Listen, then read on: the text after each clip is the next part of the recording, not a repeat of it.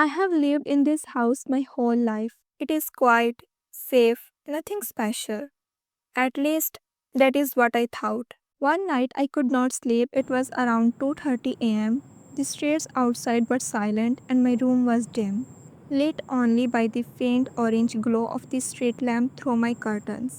I rolled over in bed, trying to force myself to sleep, when something caught my eye.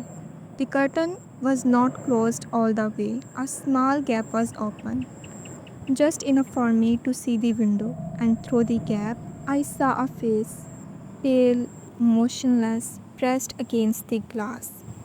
At first, I thought maybe I was dreaming. I blinked hard, rubbed my eyes, but when I looked again, the face was still there, wide black eyes staring straight at me. I could not move. My whole body locked. The face didn't blink, didn't move, it just stared. Finally, I whispered, "Mom," even though I know it was not her.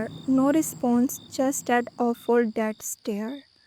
I reached for my phone on the nightstand with the trembling hand, trying to turn on the flashlight, but when the light hit the window, nothing.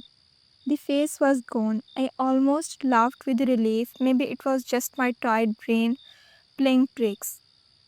I shut the curtain tight, got back into bed, and forced my eyes closed, and then I heard it tapping on the glass.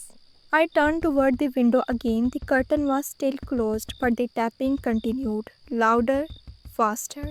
I wanted to scream, but my voice would not come out, and then the curtain moved, like a hand had pressed against it from the other side, slowly sliding down.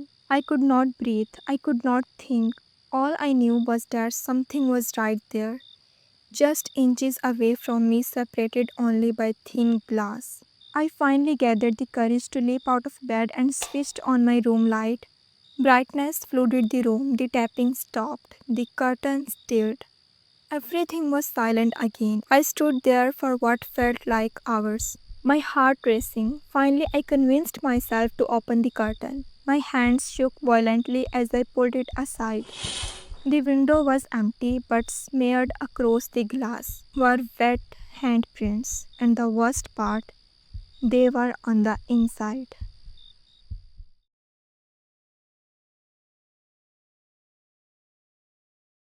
When I was little, my grandma used to warn me, never hang your feet off the bed at night. That is how it finds you.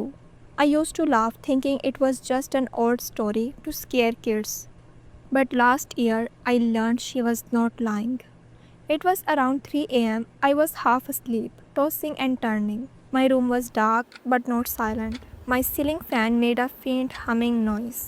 I stretched out, too tired to care, and one of my feet slipped out from under the blanket, dangling off the edge of the bed. A few minutes later, I felt it, cold fingers wrapping gently around my ankle.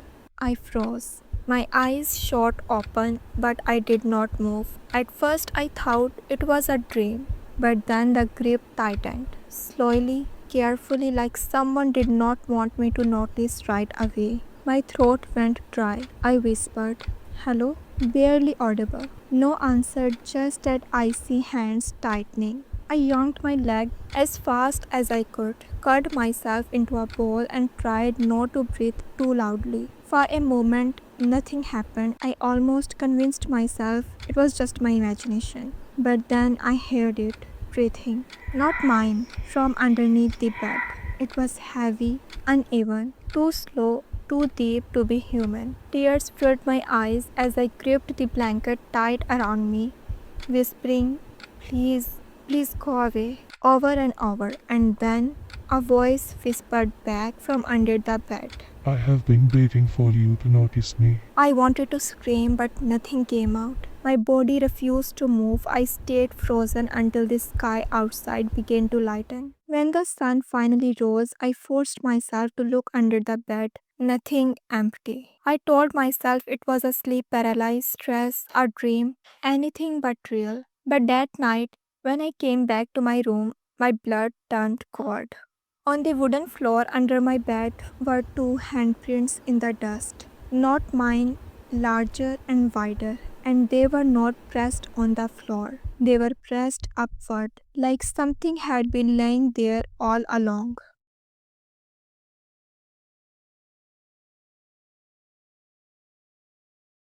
I don't usually tell people this story because even when I think about it, I feel cold in my chest. But tonight I will share it with you. It happened about a year ago. Late at night, everyone in my house was asleep, and I was laying in bed scrolling on my phone with the lights off. The glow from the screen was the only light in my room. Suddenly, I felt this strange heaviness in the air, like the room got thicker, heavier, harder to breathe. I thought maybe I was just tired. I locked my phone and put it beside me, ready to sleep. That is when I heard it, a faint scratching sound, like nails dragging slowly across wood. At first, I thought maybe it was outside, but then it came again, closer this time. My heart started beating fast. I sat up in bed, listening. The sound was coming from my wardrobe. I wanted to ignore it, tell myself it was nothing, but the sound grew louder. I whispered, "It is just a rat or something," but deep down, I knew it was not. I gathered all my courage, get out of bed, and slowly walked toward the wardrobe. My legs were shaking so badly when I touched the handle, the scratching stopped. Dead silence. I froze. My heart was hammering so hard I thought whatever was inside would hear it. With a shaky hand, I opened the wardrobe door. Nothing, just my clothes hanging there. I laughed nervously, whispering to myself, "See, nothing, you idiot." I closed the wardrobe door and turned back toward my bed. But then I saw it. Through the reflection in my mirror across the room, I saw something standing inside the wardrobe, a figure, tall, thin, its head tilted unnaturally, its face hidden in shadows. I spun around in terror, but the wardrobe was empty again. I swear my whole body turned to ice. My mind screamed, "Get out! Get out!" But my legs would not move. I forced myself back to bed, pulled the blanket over me, and tried to convince myself it was just my imagination. My breathing was fast, loud, and uneven. Then I felt the blanket tug, just a little at first. I froze. Then again harder this time, like something was pulling it from the foot of the bed. Tears rolling down my face, the blanket slipped from my hand and slid slowly down toward the floor. I could not take it anymore. I jumped up, switched on the light, and the room was normal. No figure, no blanket moving, nothing. But one thing was different. On the wooden floor near the wardrobe, there was three deep scratch marks carved into the wood. I have never slept with the lights off since that night, and sometimes when I am laying in the bed, I still hear it. And the worst part, the scratches on the floor, they have been getting longer.